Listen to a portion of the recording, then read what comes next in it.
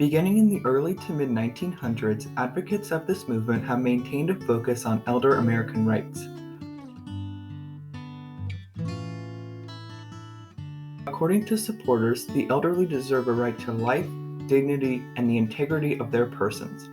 Statistics have shown that most elder Americans, individuals over the age of 65, are negatively impacted by unfair housing practices, healthcare costs, and disease. The older generation developed modern society, therefore, these individuals deserve proper treatment.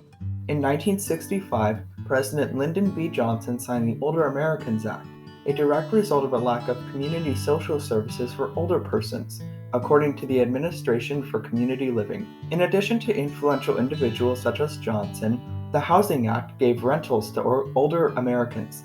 This program granted individuals above 62 years of age low-interest housing. As a result of focusing on the health and well-being of such individuals, Medicare, a health insurance program for the elderly, was established under the Social Security Act.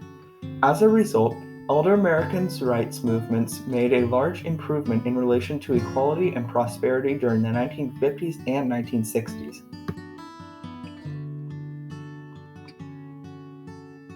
From the 1970s to the 1990s, many changes progressed the well-being of many elderly Americans. In the 1970s, the House of Representatives passed a resolution to tie the cost of living and Social Security together, overall increasing the amount people got. This benefited elderly Americans by making it easier for them to live on. On July 26, 1990, President George H.W. Bush signed the Americans with Disabilities Act, or the ADA, the most sweeping affirmation of rights for the disabled in American history at the time into law. The Americans with Disabilities Act prohibits discrimination against people with disabilities and guarantees they will have equal opportunity to participate in mainstream American life. This changed the lives of many elderly Americans, and even today. These are just two of the major events that have helped many elderly Americans through the 1970s to the 1990s. In the 1990s, elderly Americans were still facing many of the problems they used to face in the 60s. In 1965, President Frederick Roosevelt enacted the Medicare and Medicaid Act, Medicare being a federal health insurance program for people 65 and older.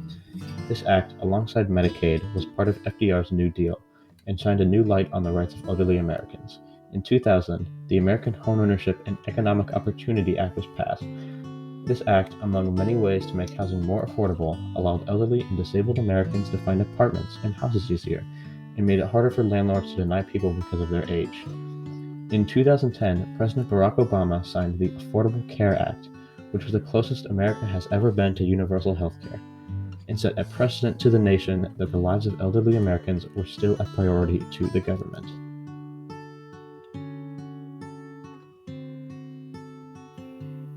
From 2010 to 2020, we are seeing more change that help the lives of elderly Americans. Obama gave the elderly an opportunity to be able to achieve no matter your age. He signed a reauthorization of the Older American Act to fund services essential to adult health and independence. The outcome of this act goes for those who need constant care. The law provides nursing home protections and enhances the Long-Term Care Abundance Act. Another program that helps elderly Americans to this day is the Older Americans Act. This act aims to remove barriers to the Aging Network, increasing authorization of the RIDES Family Caregiver Act. From the 1950s to now, the elders' rights movement has made large strides due to implementation of new policies, laws, and acts.